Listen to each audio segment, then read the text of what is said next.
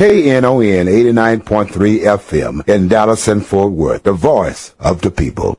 Business owners, tell KNON's listeners about your business. You can put your business or event on KNON. KNON currently has space available to run announcements for you.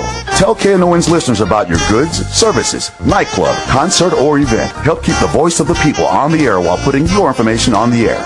KNON's been named the #1 radio station in Dallas by both the Dallas Observer and D Magazine. Put your business with Dallas's #1 station. Call now for more information at 214-828-9500, extension 227, or extension 233. For more information, go to knon.org and click on the Run Spots on KNON page. It's a great way for your business to support community radio while letting more people know about you.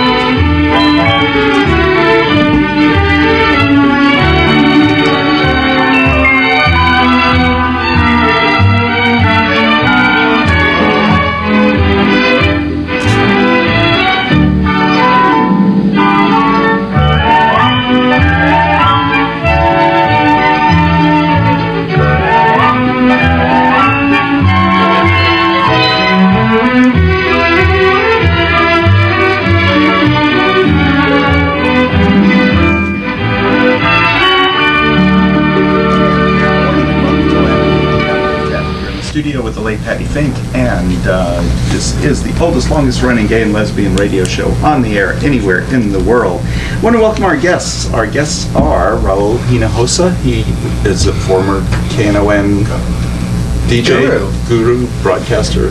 What are we? A KNON person. Personality, on-air personality. And past president of the Rainbow chapter of LULAC here in Dallas, which is actually the reason we have you on today. John Trevino, also a past president of Rainbow LULAC, and Juan Contreras. And they're going to talk about an event that they have coming up next weekend in conjunction with Pride Weekend. That is, are we not hearing me? I'm hearing you very well. Am I on? Can you hear me now? Can you hear me now? That's better. Okay. You have an event coming up. Tell us about the event. John. Sure. Well, the event is called the LGBTQ Social Justice Summit. And it started, this is our second annual Social Justice Summit. And it started 2 years ago, kind of as a brainchild of our board to put a full day of education on LGBT issues and Latino issues so that we can help empower and enable the two communities to go out and spread the word and be active if they want to. Mm-hmm. Raul, tell us just a little bit about what the event is, where and when. Mm-hmm. So the summit is next Saturday, September 14th, at the University of Texas at Dallas at the Clark Center in Richardson. And it's a free event. I think that's an important thing to bring up. But people need to get their money in early. They do. Yeah, right. Exactly. And the better part is you get free breakfast and lunch as part of it to come to it. We'll give the website now because we always are chatty, but it's LGBTQSummit.com to get more information about it. But the exciting part is that it adds on to all of the great things that are happening next weekend for Pride. And so, as on Saturday, you have a great way to get some, as John said, education about a lot of different topics. So we'll be covering everything from immigration to health to advocacy to the history of the LGBT community in Dallas. We have a really colorful and also in some cases surprising history that people don't know about discrimination of Latino LGBT people here and Latinos in general too. So. Okay, so this is Dallas. I can't imagine any discrimination. So let's jump into this. You're laughing. Yeah. Do you have some stories or some examples? Well, our panel, our group that's talking about LGBT Latino history has some great stories to share about about sort of ways they were treated at clubs. There were, Jesus Chaitis, who actually has a long history with KNON. He's the former president of KNON. Right, and he had also the first gay Latino show here on KNON. Sin Fronteras it broke ground. It was a really important show. But when he would go to clubs, they would ask him for 3 forms of ID, like to get in to prove his age. And we know he looks fabulous all the time. But this was a way that they would sort of discriminate against certain Latinos because they knew maybe they didn't have IDs, or if they were immigrants. Obviously, we still are dealing with this today. Interestingly enough, I have that problem. Yeah. I'm always carded. Yeah. Did he get to wear open-toed shoes? Because women in that day and era were not allowed in the clubs either. We had to do lots of ID and could not wear open-toed shoes. Right. But I bet Jesus could. Right. He might have. He can pull it off for sure. So, so there were all kinds of interesting things about that. And then, just stories about discrimination when it comes to housing, all sorts of different things. They also founded an organization, and so it'll be interesting to hear about at the summit during his panel about the organization that he founded, the Hispanic Coalition de Dallas, the Gay and Lesbian Hispanic Coalition de Dallas. And so there's several of the founding members. One of the stories too that he shares a lot about is certainly the impact of HIV and AIDS on the LGBT community, certainly in the Latino community. But many of the activists that started that organization with him aren't even around anymore. There's just a few of that sort of group around, and so they'll share stories about sort of creating that organization, which we like to think of as one of the precursors to our Rainbow Council and to all of the other sort of organizations that came after it. Right. John, tell us a little bit about the history of the Rainbow Council and where it's going, which it's going really nationwide, isn't it? Yeah, and I'll start off by telling you that a little history about LULAC in general. LULAC was started here in Texas, in Corpus Christi, Texas. Our council, the Rainbow Council, LULAC 4871, started in 2006. It was a small group of civically engaged Latinos who wanted to do something in Dallas, and they started a different group. I was not in Dallas. I was not part of that small group who actually got it started, although I was in Dallas already. So they started this and looked at LULAC as a possibility to get the council together. Funny thing is that a lot of people think of the Hispanic community as being very conservative and not very welcoming to LGBT issues. We've actually found the opposite. In our short history, we've actually been invited to speak at many different events on a national level, state level, and also have been recognized on a national level up to and including being named Council of the Year on a national level, which is pretty great. Out of all the councils all over the U.S., we were recognized. That's pretty special. It really is. It really is. So when you think about, the Hispanic community, a lot of folks say, well, they're just not very welcoming to your issues, but we just haven't found that. I haven't seen it. Our council started in 2006, and it was really to kind of foster a better dialogue between our two communities, the LGBT and the Hispanic community, because we are, we're part of both. I know I look, if this is being videotaped, I look pretty pale. I'm probably the palest Mexican American, but I grew up in South Texas, very stereotypically Hispanic. And, both communities are ours, and we wanted to foster a better dialogue, and that's kind of how that council started. And as a result, we started, out there on both communities trying to be visible. Then a youth council approached us. When the youth council, LULAC is set up where you've got adult councils like ours, you've got youth councils, and that's set up for high school students, and also a young adult section. Those are kind of college-aged kids.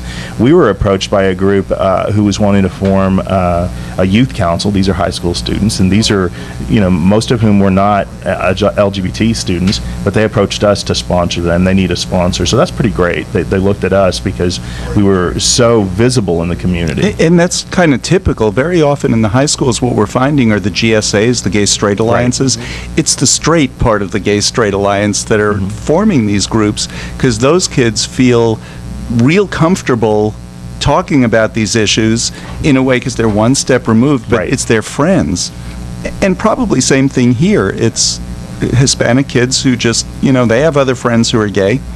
Right. Yeah. And not all our membership is gay. That we've got a lot of allies who are members and very active members, and actually past board members as well as current board members who are not LGBT.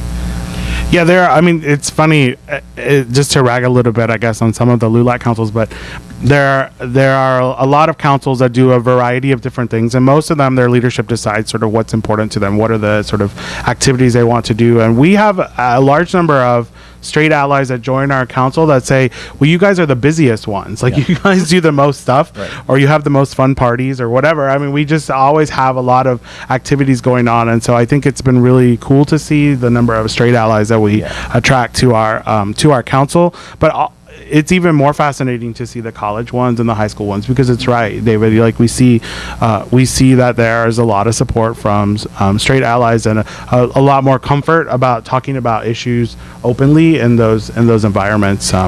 Because to a lot of college-age kids and high school kids, it's the kind of thing. Oh, you're gay? Oh, okay, that's cool. And that's the discussion. Right.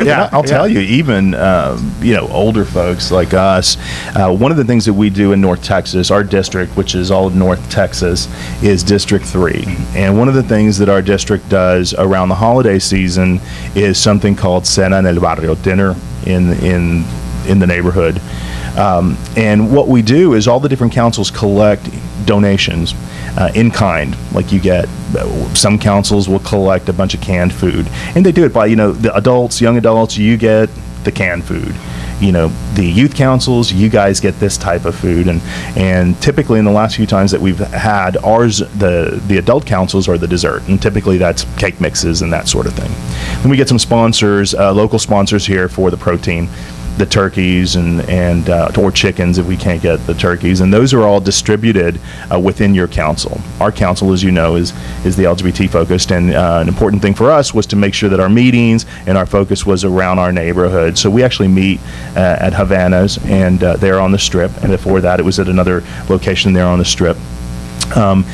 Couple of times what we do, because typically what they do in other councils is they collect about anywhere between 50 to 100 meals or more, depending on how much you're willing to collect on your end, and you distribute it to needy families in your local area. Well, for us, we wanted to do things a little different, so what we've done every year that we've done this is selected a couple of beneficiaries, and the last few years it's been the Resource Center Pantry, as well as the AIDS Interfaith Network. They've got a soup kitchen there, and they have just, we tell them what we want to do, and they have no problem with it. And in fact, anything that's left over, one year they had so many onions left over, these 100-pound sacks of onions, and we took them all to AIDS Interfaith Network, and they were able to make soups and different things with them.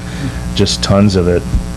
Yeah, we have a very supportive district and state network. So, and as for where the movement is going, at least with LULAC Rainbow Councils, we've heard good news this week that there's an Orange County Young Adult chapter, LGBT chapter that opened. There's a Columbus, Ohio Adult Rainbow Council, and there's a Houston Rainbow Council already that started, I guess, 2 years ago. Yeah, so it took Houston like 5 or 6 years after you were formed to form theirs. Right. But they were the first other Rainbow Council that even formed. What took so long for other places? I mean, it's normal that Dallas creates things first, because there are so many national organizations.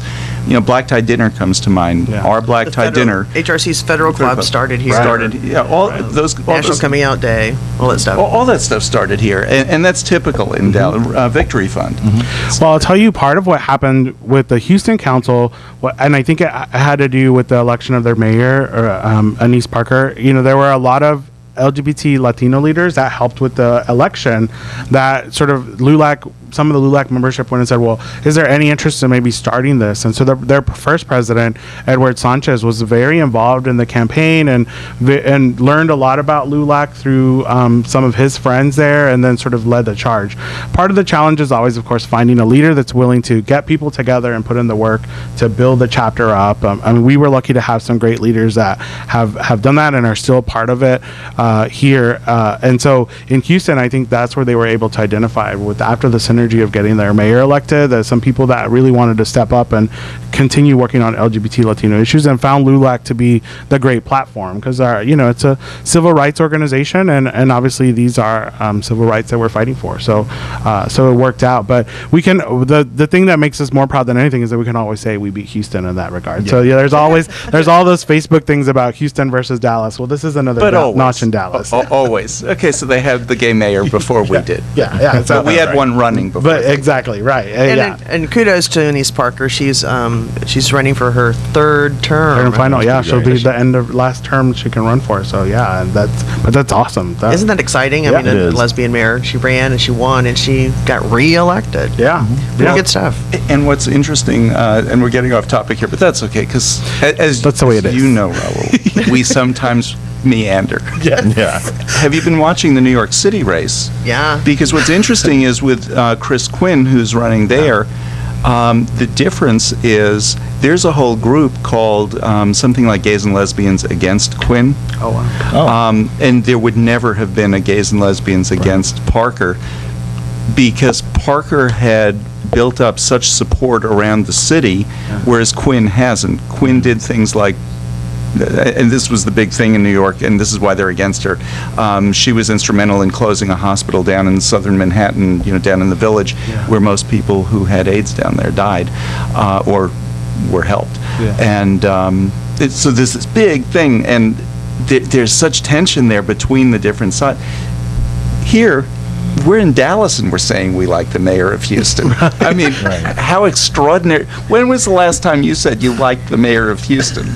For any reason. Well, I'd like Bill White, but okay. Anise has been on this show. So. Yeah, that's great. After he was gone. Well, if he'd come on this show, we would love him. There you go. Well, and the best part is now it's on tape and video that we said that. So that's right. This is important to know. It's a historical moment. So. But, I think that's part of the reason, though, why Rainbow LULAC started here. And from the beginning, you had support from LULAC. But this being Texas, and most people think of Texans as being very different from this, but we support each other. Yeah, and I think, just to jump ahead here, Raul, I think all of us kind of found LULAC differently. I moved, I was actually in Houston, so I'll tell you, I lived in Houston before I moved here, and actually loved Houston. So, you lived there, we'll accept that. But, I was in North Texas, and I was, speaking at various different groups, and was kind of going parallel track to a lot of the folks who had just started LULAC 4871. And I was going around talking about immigration issues. My partner, I'm a U.S. half of a binational couple, and actually just got married in July. As a matter of fact. Congratulations. Thank you very much. So I was going around talking to any LGBT group or any group who would have me and talking about why immigration is also an LGBT issue. And Jesse Garcia, as many of you know, was doing the same, talking about this at the LULAC meetings, and it was very early on, and a friend of mine, mutual friend of ours, said, you really should meet Jesse Garcia. He's doing the same thing. So we were kind of going parallel tracks, and that's how our paths crossed. And next thing I know, he asked me to be on the board, and here we are years later. And then I became president after Jesse moved to D.C. Okay, Juan, we're going to force you to be on mic. How did you find LULAC? I found LULAC through Jesse Garcia. So we kind of all met Jesse at a point, and kind of we loved the work he was doing, and which that's what attracted me to LULAC, specifically LGBT issues within LULAC. Great. And Raul? Yeah. I guess Jesse Garcia was the person who brought me to LULAC also. Before our Rainbow Council started, though, we were there was a group called Valiente, which was sort of the precursor organization to the Rainbow Council, and I was part of Valiente in the very early days before we started doing that. And then I sort of stepped away from that and met Jesse because he was from South Texas. We had a great connection, and then I got sort of connected back to LULAC that way. And so, but the interesting thing is, we talked about our straight allies. There were lots of great straight LULAC leaders that advocated for the creation of our council, and I think without having them stand up, people said, okay, well, Hector Flores and Renee Martinez are behind this, and so then they're probably okay. We can't go against them because they have been longtime activists here and longtime activists within LULAC. Yeah. And so that, I think, was another really important sort of political way to make sure we had some help. Okay, we need to take a break. Doc, do you think you can handle this? I'm going to try. Our board operator ran out of the ran out of the studio, but this is KNON, so if it doesn't work, we'll she wasn't on keep fire. talking. She was not on fire, so we're just, and that's happened before. Oh wait, it was the bathroom that was on fire while we were on there. You're listening to Lambda Weekly on 89.3 KNON FM. I'm Dave Taffet here in the studio with the late Patti Fink. Our guests are John Trevino, Juan Contreras, and Raul Hinojosa, and we're talking about an event that they have coming up next week, and we'll be back with more Lambda Weekly right after this. KNON thanks you for your pledge to our recent pledge drive. Now is the time to make your pledge count. KNON has a new address to send your pledge to. KNON no longer uses a P.O. box. So send your pledge to KNON 5353 Maple Avenue, Suite 200, Dallas, Texas 75235. And if you missed our pledge drive, you can still support community radio by pledging on the web at knon.org. Your pledge only counts if you pay it. Remember, don't use the P.O. box. Send that pledge to KNON 5353 Maple Avenue, Suite 200 in Dallas, 75235. Be sure to put the name of the show you are supporting on the check, money order, or envelope. Questions about KNON Pledge Drive? Call 214-828-9500, extension 234. When they're gone for good. This is Scott from KNON's Texas Blues Radio telling you don't miss out on some great blues. KNON's Texas Blues Radio Volume 5 Blues CD. It's a CD put together by real blues fans for real blues fans like you. Texas Blues Radio Volume 5 features great local blues from Michael J. and the Paul Bird Band, JJ and the Detonators, the Chris Watson Band, the Two Tones, Rough Cut Blues Band, Jeff Stone with Charlie Love, Dave Millsap, Sirloin and the Ass Kicking Machine, Tutu Jones, Blues Boy Bo, Buddy Whittington, Andrea Dawson, Kirkland James, Sonny Colley, and Johnny Red and the Roosters. Get a copy now at Forever Young Records in Grand Prairie, Record Town in Fort Worth, and in Dallas at Bill's Records.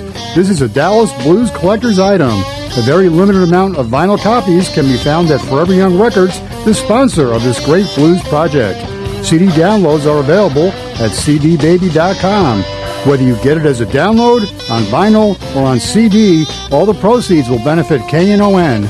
For more info on Texas Blues Radio Volume 5, visit knon.org.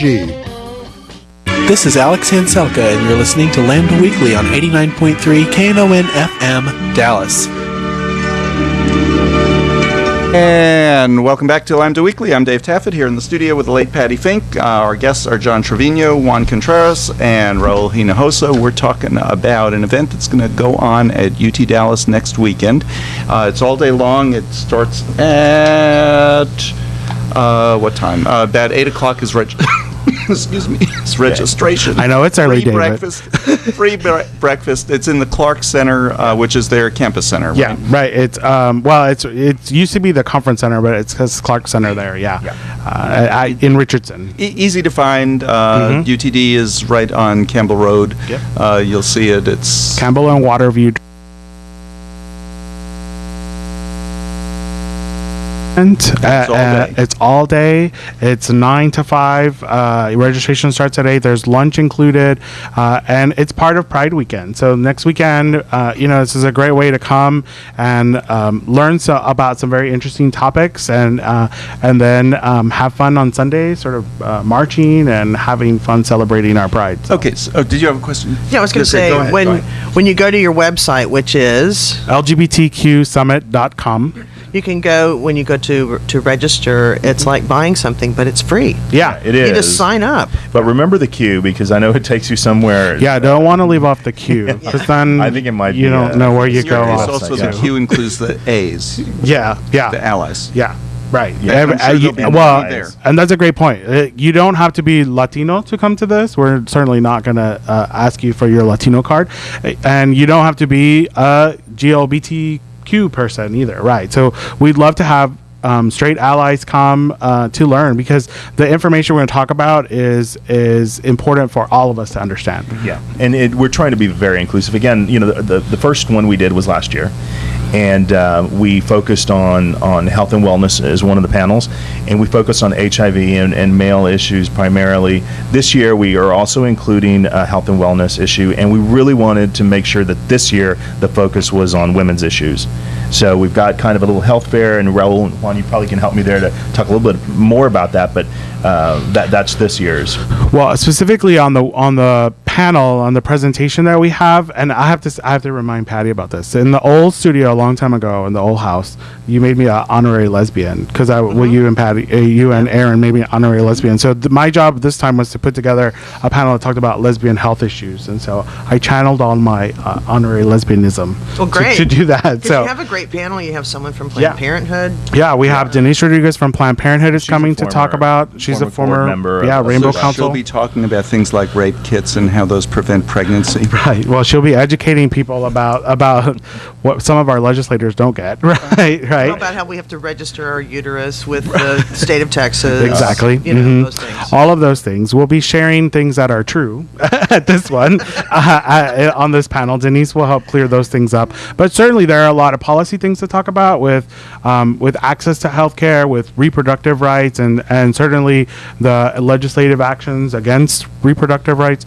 There'll be a lot of discussion too about the impact of the Affordable Care Act, so that everybody's talking about Obamacare or the Affordable Care Act, and so what is the impact on Latino communities, but on minority communities really, and also the LGBT community as well.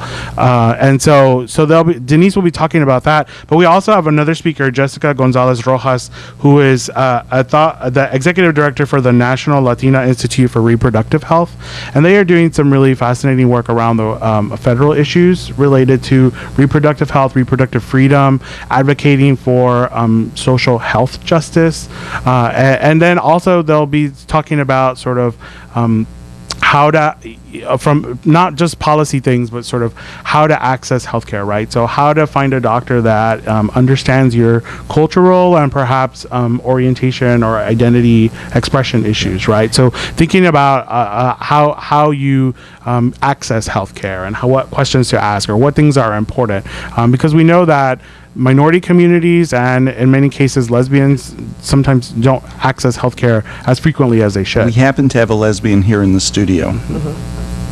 We hope you go to the doctor. Looking at her. I do go to the doctor. I go to a lesbian doctor. Good. Yeah. See, I mean, so I think that there are unique issues that lesbians and trans people face, certainly, and then you add culture and language barriers, and so we'll be talking about those conversations. And let's talk about some of those things. Patty, see, I'm with you. I go to a gay doc.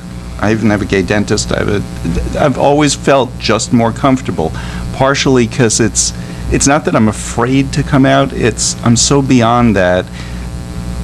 I'm not going to have the conversation with the doctor because it's like I want to tell the doctor, get over it.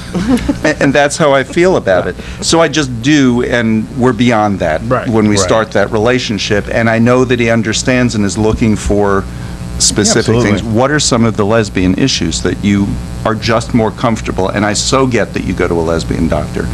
Right. I think a lot of lesbians are concerned when they go to the doctor about coming out to them. Yeah. I think just in the general sense that if you're not straight heterosexual in discussion with your doctor, that you may feel some discrimination, or you may be receiving lesser services, or maybe not the kind of quality care that you might get because they may have some bias. Right. So there's that kind of general thing, but I think a lot of lesbians are concerned about, discussing the fact that many lesbians do not take birth control, and then they, if they not really get it, then, the doctors don't get it, then there may be some probing questions that are, Inappropriate. Right. Just things like that. And I think it's very, I think most people think of lesbians as, as gay people, though certainly the right wingers who think that we're bad, that we're some sort of always thinking about sex. But I don't think that's the case at all. I think most lesbians are incredibly modest. Mm-hmm. And it's, it's a comfort issue. You want to be comfortable with your doctor, and yet you need those services. You need to get pap smears. You need to get all of those checks that everybody, you need to get on a regular basis. I got a question for you. We were talking about this earlier when before we came in here. I was sharing with folks that a very good friend of mine is an OBGYN in Houston, and he's a gay doctor, male. And I've often told him, when I moved to Houston, to Dallas, I was so impressed that there were so many gay doctors, and you go to them, and they're very quick to pull out a sheet and refer you to other gay doctors. And I told him, have you ever thought about having your focus on lesbian health And what he told me is that, many lesbians don't go see the doctor. That's what he encountered. So I wondered if you'd had these kind of conversations with your friends and what you thought, was the basis for that. And that's why we felt we really wanted to include that in this summit. And I think it's really important because I think a lot of lesbians are fearful of going to the doctor, that they're going to feel some sort of rejection. It's very personal. I mean, some of those services are just incredibly personal. Mm-hmm. And, and then the state of Texas in there, too, is just a problem, Yeah.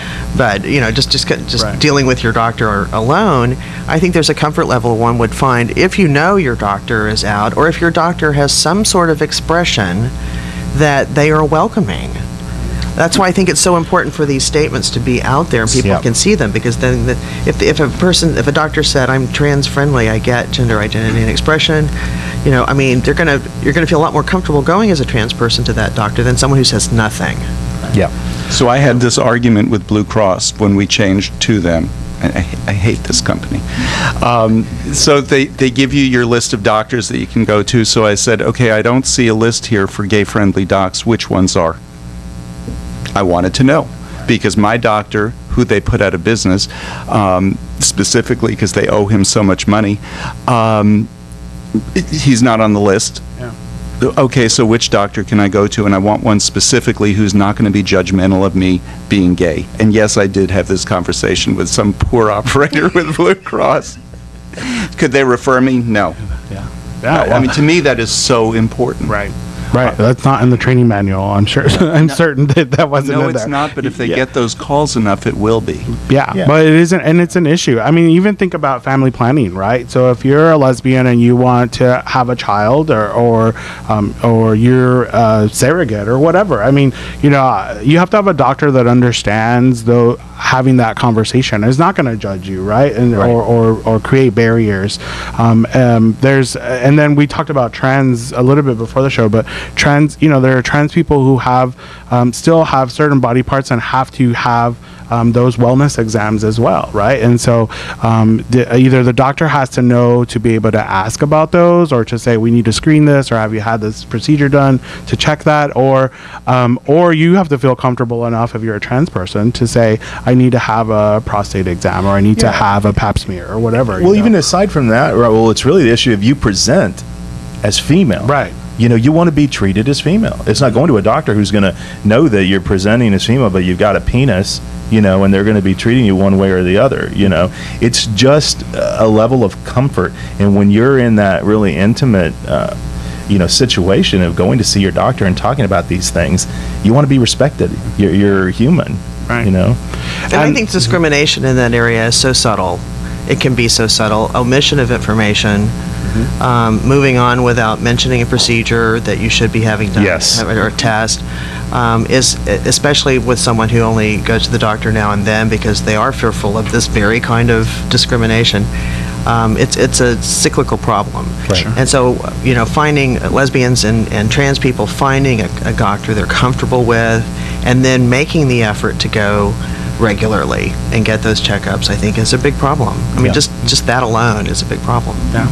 And then the other piece that these two groups also talk about is undocumented communities. And so certainly you talk even on a more basic level about access issues, right? So like, where do you go to a clinic if you don't have health insurance, or if you're not covered by the Affordable Care Act? And so, and then dealing with cultural sensitivities, right? And understanding cultural differences of people, or even language things. So they'll talk about a broad array of health issues, but we wanted them to make sure and be woman and trans focused. So. Right. For this year, we're trying to be inclusive again.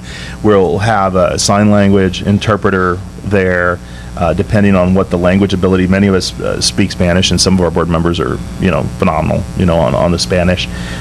So, maybe we can find an area where they can translate for them. But we want to be as inclusive as we can for this. And I always like to point out, the criticism is always, why don't those people learn to speak English? And you're actually speaking for yourselves, aren't you? We do not have a translator here in the studio. Right. Oh, okay. Just wanted to be clear there. I'm all, this is what you get. This is my English. Yeah. Well, I was so excited to see on your lineup, so to speak, you've got Mary Durbin coming from HRI, which is the Human Rights Initiative in North Texas, and Cannon Flowers for many years was the executive director there, and he's been on this show many times. Yeah. And then John Netchman. Yeah. Love John Netchman, and his speaking part, his session rolls right into our hour. Yes. But we would love to have him back on the show. He's been on the show many times as well. He's terrific. He and I are both attorneys. I'm a local attorney up here, and we've been involved on the state level as well as the national level. State level with the LGBT law section, and then on the national level with the Hispanic National Bar Association, and he's been at several different panels. And I called, I reached out to him, and he immediately said yes, that he'd be here. And immigration is a very broad topic, but it's an exciting year now with the recent Supreme Court decision on DOMA. He's here to talk about that. He could do the whole day on immigration, but focusing on that, on family issues of immigration. Then we have Mary, who is going to talk about asylum. A lot of people don't realize that asylum is also an LGBT issue, or for trans, for example, if you live in a country that has that it's very dangerous to be trans, that can also be potentially a basis for seeking asylum. And that's actually a topic that's come up this week with the discussions around these new laws that have been passed in Russia, where Russian LGBT people are going to begin seeking political asylum in the United States, as this gets a worse and worse environment for them to be in around the country of Russia. Yeah, my partner's actually from Russia, so he's very much up to speed on what's going on there, and reading every day. And actually, the National LGBT Bar had its recent annual conference in San Francisco, the 25th annual, and they were trying to put together a panel of Russian experts to talk about that. Just very sad what's going on there. One of the gayest cities in the world right now is Tel Aviv, and the reason is it's mostly gay Jewish immigration from Russia. Wow. Because there are so many gay Jews who have fled. Who fled, basically. They don't even need to seek asylum. If they're Jewish, they can stay there. But the population, it's at least 20% gay now in Tel Aviv. I was shocked at that statistic. It's huge. Yeah. So. Well, and the broader point, too, I think, is that we tend to be focused on Latino immigration, or Latino immigrants, I should say.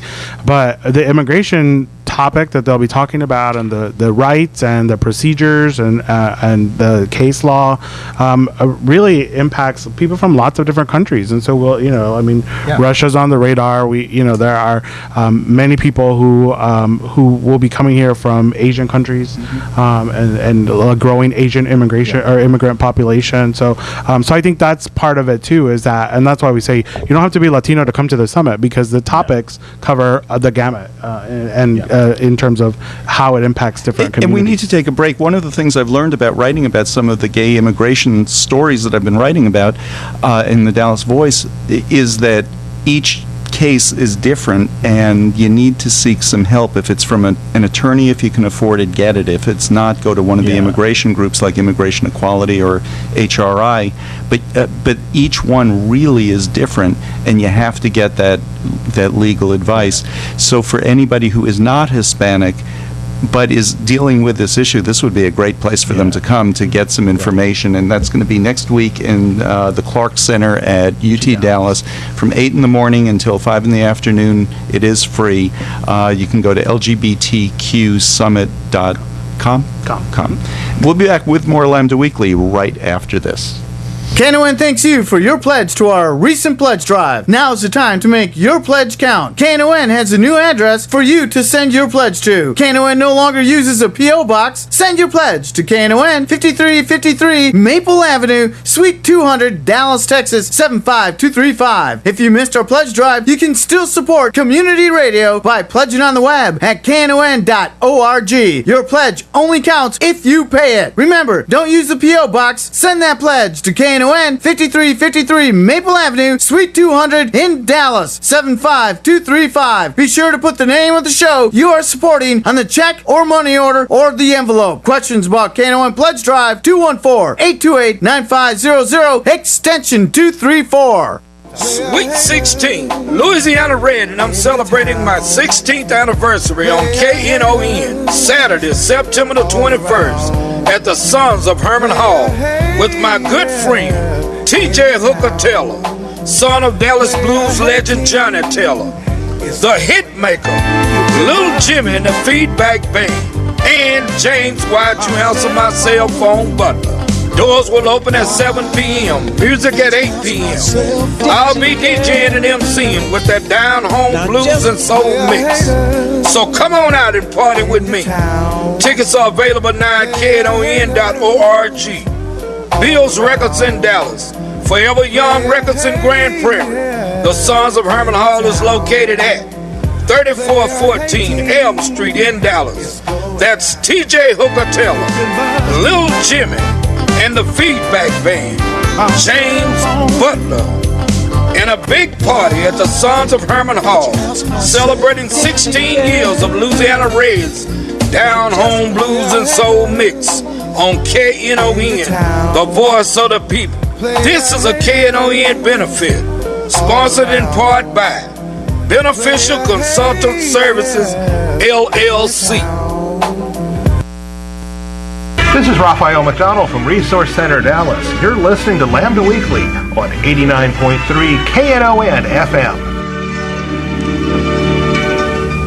And welcome back to Lambda Weekly. I'm Dave Taffet here in the studio with the late Patti Fink. Our guests today are from Rainbow LULAC here in Dallas, Raul Hinojosa, John Trevino, and Juan Contreras. Next week they have an LGBTQ summit on, it's mostly Hispanic issues, but some of these really do relate to, you don't have to be Hispanic for some of these. And we were just talking about the immigration issue, and the effect of DOMA on not just the immigration issue, but on other issues relating to the community.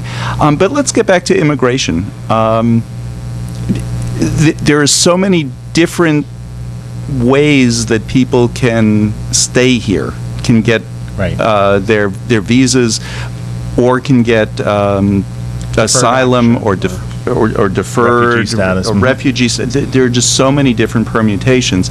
It's real important that somebody not just blindly go into this and decide, I think I'll go for refugee status. You know. That's so true, Dave. I mean, I am not an immigration lawyer. I am a lawyer, but I'm not an immigration lawyer. But again, I am the U.S. half of a binational couple, and this issue is important to me. So I've been on several panels talking about immigration. A lot of people think, this, what does this do? The Supreme Court, this now gives me a basis. You have to understand that you got to go talk to an immigration lawyer, someone who does this, because it does depend on whether you entered the country lawfully. If you came here on a visa, there are differences. This has been in place before the Supreme Court decision on DOMA for straight people who were married. If you entered lawfully, you may have a basis to stay here while you adjust status, is what the term is, when you're trying to get your citizenship through marriage. But if you came in, if you entered not lawfully, if you came in without papers, without documentation, that becomes more difficult, and your lawyer has to be creative and look at it to see if there's a basis for you to apply here in the U.S. You might have to go back to your country and apply that way. So that's why it's very important that you talk to an immigration lawyer. John Netchman and Mary, who will be at this summit, they're not going to have attorney-client privilege with you. You're not their client, yet, and you could definitely talk to them if you have an issue. But it's really listening to them. They'll highlight these issues so that you are then armed with that knowledge and then can find a lawyer. One thing that I just wanted to point out is this is something new, and lawyers, like any other business, are going to try and drum up some business. When you go talk to a lawyer, make sure that your lawyer is in fact an immigration lawyer, that they know what they're doing on this, on your case. Well, and even that they are a lawyer, right? Because they're in the Latino community. I know there are groups called notarios, which is kind of like a notary, I guess. Yeah. And so some people go to them and they sort of dole out legal advice, but they're not lawyers. And so there are people who have gotten misinformation or filed incorrect forms. And so it's, I mean, even that, just making sure you go to someone who is a lawyer that's, has the credentials to do that. And if I am a local lawyer, and I'm happy to, give some names of folks I know locally and in other areas of the state, reach out through LULAC 4871. The Dallas Bar Association also has a legal lines with referrals.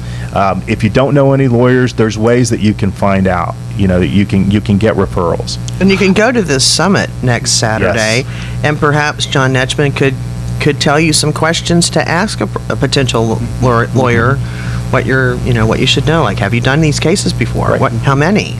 What happened? Exactly. What were the outcomes? Yeah, and then there's also other 501c3, like Immigration Equality has been doing this for years and years, even before the UAFA. They've been doing this for many years. They also have a line that you can call and perhaps give you some names locally. One category you gave, you said either you came into the country documented or undocumented, but a huge number of people came into the country documented and became undocumented, fell out of status during that time. And that's a third category that is handled differently. So you need to ask. Another category that I find fascinating has to do with asylum. It's somebody that I became friendly with, and I went to his hearing. He was applying for asylum. The problem with LGBT asylum isn't whether or not you're entitled to it, it's whether or not you've applied for it in time. Because very important, Dave. Very, very important. Because you have to apply for it within a year of arriving within the country. And he hadn't. And why hadn't he? Because based on the country that he came from, it never occurred to him that he was even eligible. Well, that's so important because, you may have heard some stories, but you have to have like a demonstrated history. You need to be able to show that in your country that violence has existed, whether it's a particular class like LGBT or specifically trans. That's one that I see. Or your family. You have to be able to show that you're in danger if you live there. Those are the issues just generally that you may have heard of with asylum. Yeah, and that wasn't quite a problem in this case. Proving that he was in danger wasn't the problem. The problem really was it had to do with how long it took him to apply. And the 1 year you can try and get a waiver or an exception, but typically that is very hard. But these are the kind of issues that I'm not an immigration lawyer, and this is not any kind of legal advice. But Mary Durbin from the Human Rights Initiative, again, that's an organization that has a demonstrated history of working these issues for our community. And for us, it was important to reach out to people, who are the real deal, that they're not, this is the new thing to kind of focus on. These are people who've been in the trenches for years, and John Netchman certainly is on the immigration side, and Mary Durbin with the Human Rights Initiative certainly is.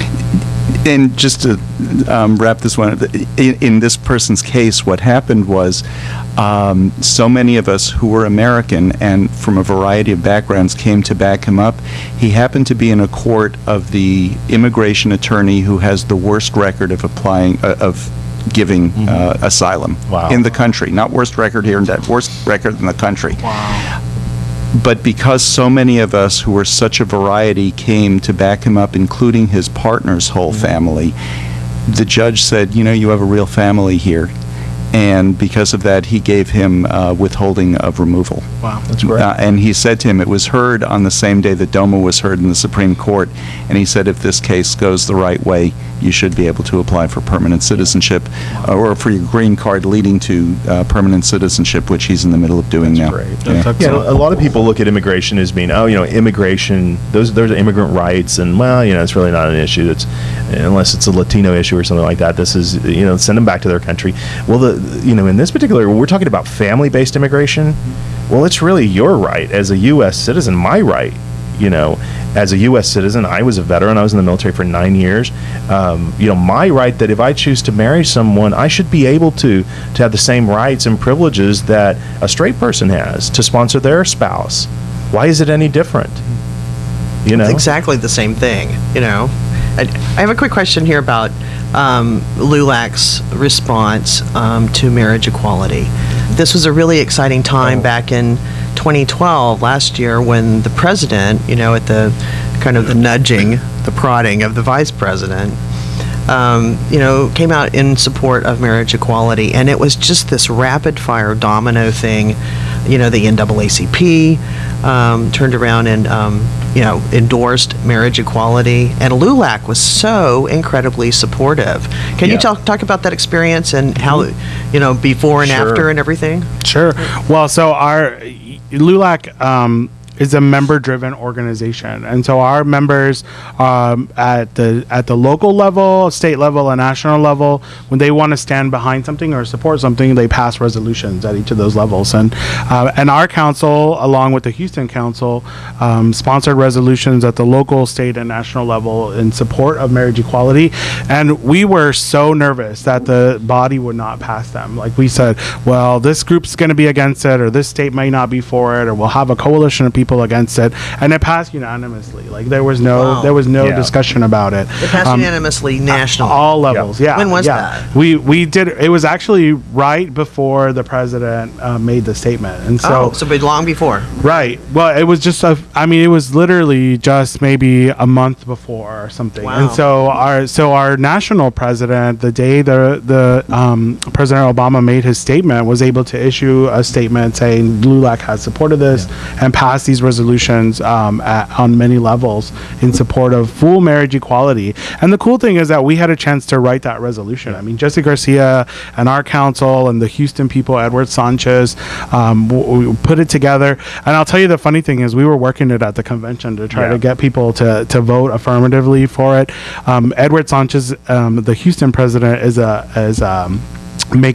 a makeup designer. Like he has his own makeup line, and so he was doing eyelashes, putting in sort of eyelash implants in the convention center for free. And so for free, just to promote his business. So all the little old ladies that were coming to get eyelashes, he was like, make sure you vote for our resolution, and they were like, oh yes. And so there was a line of women waiting to get eyelashes put on by Edward, and he was working the vote there. All the falsies. Yeah. So but it was great that we were able to get the group together, and the idea behind the resolution was, we are a family, and we fight discrimination in any form. Yeah, and that shows one of the important reasons to have the Rainbow Council here, even if there are most other councils are open, accepting. It's not an issue, but it adds to the visibility. Well, exactly. I mean, you have a voice, right? And that's the importance of what really attracted me to 4871 is. And just to break it down a little bit, what Raul mentioned about the resolutions, that wasn't the first one. We also had one on Don't Ask, Don't Tell, years ago, and it really started as a brainchild of this council here in Dallas. And what you do is you write this resolution, you then move it up to the next step, and they vote on it there at the state level, and then it goes to the national level. So, this little resolution that started here in Dallas, Texas, and Cedar Springs on, a position that we wanted LULAC to accept, started in Dallas, got accepted in Texas, and then up at the national level. And as accepting as the other councils here in Dallas have been, and I know they were incredibly helpful to Jesse when he was just getting going. I know they were. Oh, he was on District 3. Yeah, exactly. Leadership. So there's not a question. That resolution probably wouldn't have started if you didn't have the Rainbow Council. Right. And there were so many veterans that said, oh yeah, that's fine. Like they signed on board. LULAC has lots of veterans that are part of our membership, and they were on board, but it just took us taking that leadership to say, look, as a group, we think this is important, and everyone's sort of supporting it beyond that. There was a resolution supporting ENDA, Don't Ask, Don't Tell, marriage equality. So LULAC has been sort of very supportive of LGBT issues over the past few years. So. I know when we were in at the state Democratic convention in 2012, it was right at that time, because he made a statement in May, and our state convention was in June, and all of this was all around. But it's probably the same sort of feeling when you're a larger organization of something that you've been active in and believe in for a long time. Just absolutely envelops you in this embrace that's overarching, and you're a priority now at their visibility and their agenda, and it was just an amazing rush, and wonderful feeling. Well, and part of what we're trying to do is if we can get 10 rainbow councils nationally, then we'll have a caucus within LULAC. And so then all of the officer candidates will have a night dedicated to our caucus, and they'll come and ask for our vote, essentially, for the national leadership. And so that's one of the goals, sort of near-term goals that we have, is to get enough councils to be able to have a caucus, and it'll be a fabulous There party. are other big cities in this country. absolutely. You would think that more of them would have rainbow councils. But It's a lot of work, though. It's a lot of work, guys. I mean, honestly, sometimes when I was president and we transitioned, I followed Jesse Garcia as president. I was his vice president.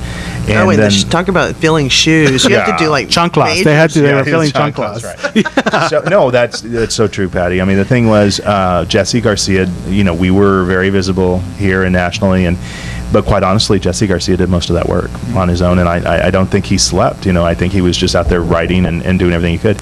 But when Jesse Garcia moved to D.C., I wasn't in a position to be able to do what he was doing, So we really started to come together as a board, and it was a time where we evolved and really worked together to keep us alive and keep us going, and we did.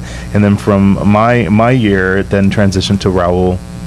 We're now with the next president, Jesse. And Jesse's reputation here at KNON is that he's the only person in the 30-year history of this station who had a show named after him. Yeah. Every other show, it's like Lambda Weekly. It's not the David Taffet and Patti Fink show. It's but it was the Jesse Garcia show. Leave it to Jesse. Yeah, leave it to Jesse. Well, Patty, you said something, for whatever reason, it reminded me of something when the Supreme Court decision on DOMA came down. I was at work, as most of us were. And so I got there, and I'd subscribed to a couple of things to get the text message. So I very quickly got the text message from HRC or someone. And, so I get up and I'm walking around. I work for a company who's just, again, demonstrated history, LGBT equality, great company. But honestly, it was, I went and told people, and it was like, no big deal. Like, oh, that's great, and so I went back to my little cube and I sat down and I thought, wow, this could not have been the way it was in the early 60s with the Civil Rights Act. And it was kind of depressing. It was so amazing, the feeling that you have that you're finally recognized and we have these rights. And I actually read the opinion very quickly read it. And if you haven't read, especially the Windsor one, the other one is it's all legalese and it's on standing, the Prop 8 case. But if I invite you to read this decision. I got emotional. I'm a lawyer, but I don't get emotional with cases. But this opinion is worth reading. Okay, now we could do a whole hour on what I'm about to ask. Oh God. But your quick answer: okay. Why do you think the Hispanic community, specifically LULAC, has been so accepting? Well, actually, there's a whole campaign called Familia es Familia campaign, which is the Family is Family campaign, and actually that's a big push for LULAC right now to say that they polled a lot of Latinos and said, how do you feel about having an LGBT person in your family, or how do you feel about marriage equality? And the binding choice was, well, if that's my brother, or that's my sister, or that's my son, or that's my daughter, then I'm accepting, and they're familia es familia. They're my family. I can't discriminate or turn my back against them. And I think that's really been part of it. So as people in LULAC have gotten to know us, as the people in the national have gotten to know us, or get their eyelashes put on by Edward, like they say, hey, that guy's not so bad. Like, that's cool. That's not a scary person. And so I think that's part of what's happened as well with kids coming out younger.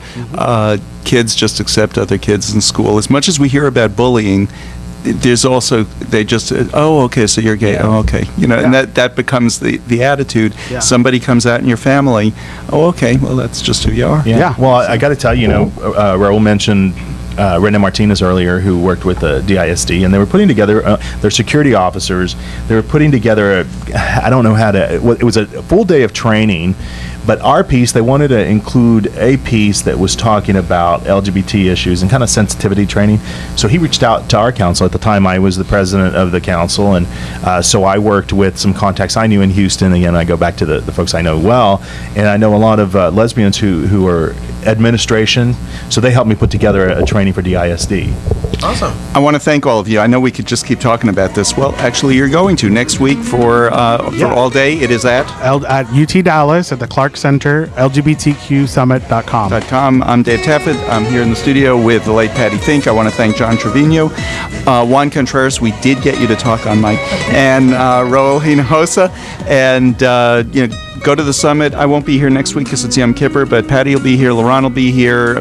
Probably be talking about the parade, which will be the day after that. Happy in honor Pride. of my birthday, which is that day. It's Aaron's birthday this week. Happy birthday, Aaron. And that's all for us here on Lambda Weekly. Thanks for having us.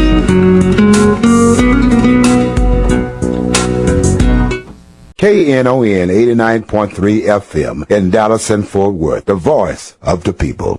Business owners, tell KNON's listeners about your business. You can put your business or event on KNON. KNON currently has space available to run announcements for you. Tell KNON's listeners about your goods, services, nightclub, concert, or event. Help keep the voice of the people on the air while putting your information on the air. KNON's been named the #1 radio station in Dallas by both the Dallas Observer and D Magazine. Put your business with Dallas's #1 station. Call now for more information at 214-828-9500, extension 227, or extension 233. For more information, go to KNON.org and click on the Run Spots on KNON page. It's a great way for your business to support community radio while letting more people know about you.